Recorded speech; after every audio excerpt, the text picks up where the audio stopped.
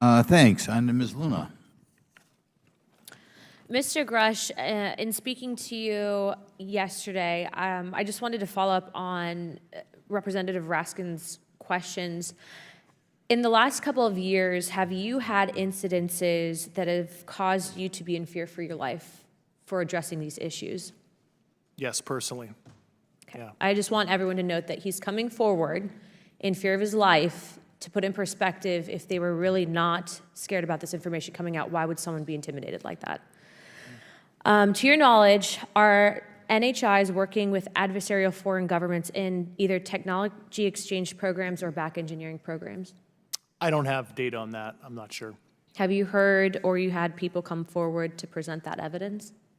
Not that particular evidence that you just espoused. Okay, on the 19th of April, Dr. Kirkpatrick, head of Aero, had said that he did not find any evidence of UAPs. You also stated that you had, in your interview, that you had briefed him on information that you were uncovering, but that he did not follow up with you. Were the items that you divulged to him pertinent to national security? Yes, him and I had a classified conversation in April 2022 before he took over Aero in July 2022, and I provided him some concerns I had. Do you know why he might not have followed up with you? Unfortunately, I cannot read his mind. I wish he did. I was happy to give sage counsel to him on where to look when he took the helm of Aero.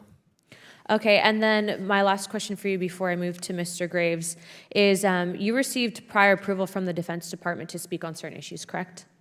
Correct, through DOPSR, DoD Pre-Publication and Security Review, and I just want to remind the public, they're just looking from a security perspective.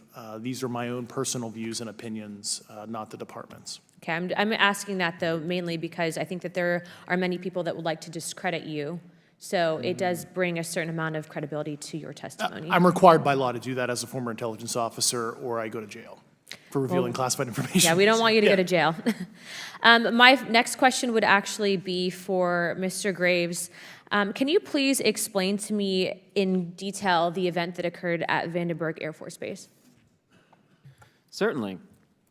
In the 2003 timeframe, a large group of Boeing contractors were operating near one of the launch facilities at Vandenberg Air Force Base when they observed a very large 100-yard sided red square approach the base from the ocean and hover at low altitude over one of the launch facilities.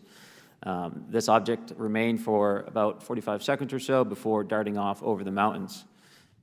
There was a similar event within 24 hours later in the evening. This was a morning event, I believe 8:45 in the morning. Later in the evening, post-sunset, there were reports of other sightings on base, including some aggressive behaviors. These objects were approaching some of the security guards at rapid speeds before darting off. And this is information that was received through one of the witnesses that have approached me at Americans for Safe Aerospace. Was this documented in any official form, whether it was a police blotter? Yes, they had official documentation and records from the event that the witness held over the years. And I'm not going to ask you to do it right now for time reasons, but you'd be able to sketch what was witnessed, correct? And have you seen that before on any other equipment and or during your flight time? I have not seen what they've described. This object was estimated to be almost the size of a football field, and I have not seen anything personally that large. Okay, and then another question on follow-up referencing the gimbal video Go Fast incident. Can you just clarify, because to our understanding, the footage was actually cut off at a certain point, but what happens at the end of that video, just for those Americans specifically that are wanting to know about the rest of that footage? Certainly. There was some uncertainty or instability with the object. It seemed to rock a bit, and that's the last I had seen of the video. Much of the data that I would recommend be analyzed would consist of radar data that would provide precise kinematics on the object, as well as the fleet of objects that were operating nearby. Okay, and follow-up, in regards to the reporting procedures that Mr. Garcia had addressed on, as well as Representative Burchett, with the FAA, to your understanding, pilots that are seeing this, commercial airline pilots, are they receiving cease and desist letters from corporations for coming forward with information in regards to safety for potential airline passengers? I have been made privy to conversations with commercial aviators who have received cease and desist orders. So the American public should know that corporations are putting their own reputations on the basic, not the line, but ahead of the safety of the American people. And I think, would you agree with that statement? It appears so. Okay.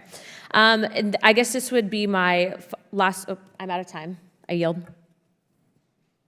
I'll be back. Good.